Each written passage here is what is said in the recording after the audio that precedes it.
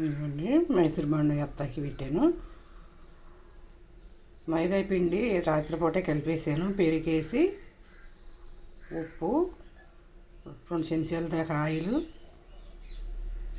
వేసి పెరిగేసి 2 కప్పులు పిండి అది వేసి కలిపేసాను. రేత్రే నానబెట్టేసాను. రేత్రే నానబెట్టేసుకోవాలి మైసూర్ బోండాకి. పిండి కలిపేటప్పుడు బాగా ఒకే చేతితో ఒకే పక్కన కలపాలి డైరెక్షన్లో. చక్కగా స్మూత్గా కలిపేసేసి ఒక 20 నిమిషాల దాకా కలిపేసేయాలి. కలిపేసినాక మూత పెట్టేసేసి తెల్లారి మళ్ళీ ఒక 5 నిమిషాల వరకు బాగా స్మూత్గా కలపాలి. మళ్ళీ ఇప్పుడు కలిపితే మైసూర్ బోండా బాగా నీట్గా రౌండ్గా చక్కగా అవుతుంది.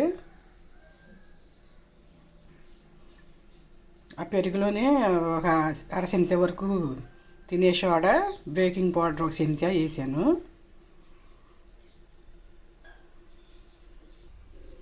ఆయిల్ పెట్టిన కాగింది. ఇక బోండా వేసుకోవటం నేను ఇంకోటి పిండి 5 నిమిషాలు బాగా కలిపేసాను. పిండి అనేది టైట్గా కలుపుకోవాలి. అప్పుడే బోండా నీట్గా వస్తుంది రౌండ్గా.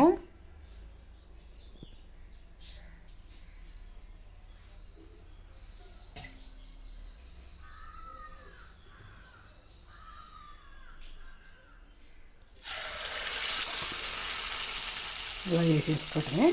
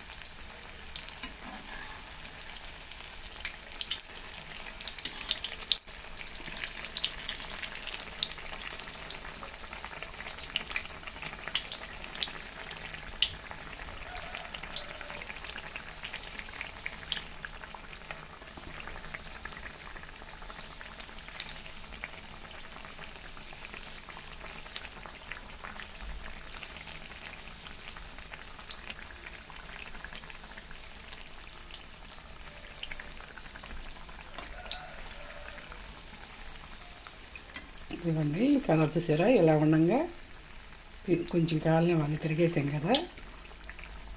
రెండో పక్క కూడా తెల్లగా ఉంది. ఇలా పై కలర్ ఎట్ట వచ్చిందో అట్ట వస్తే బాగుంటుంది.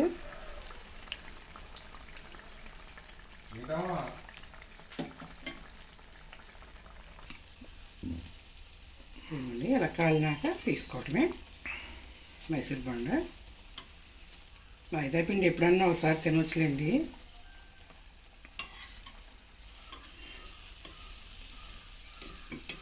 డైలీ రొటీన్గా తినకూడదు కానీ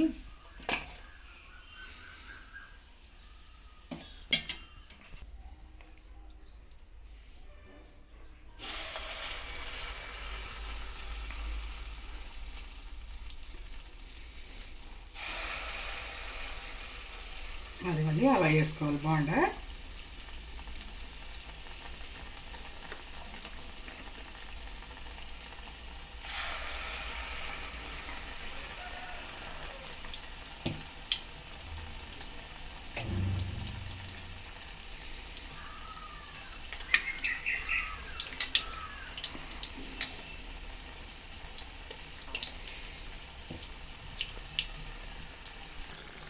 అదిగోండి ఈ కలర్ వచ్చినాకే తీసేసుకోవాలి. ఇక బోండా అనేది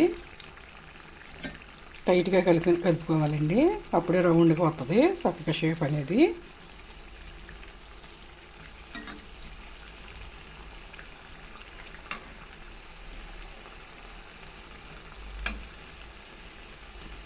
కలర్ బాగా వచ్చింది తీసేసుకోవటం ఇక ప్లేట్లకి.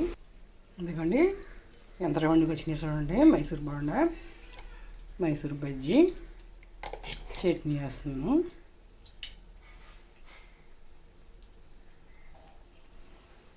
చట్నీతో మైసూర్ బజ్జీ రుచికరమైన మైసూర్ బజ్జీ.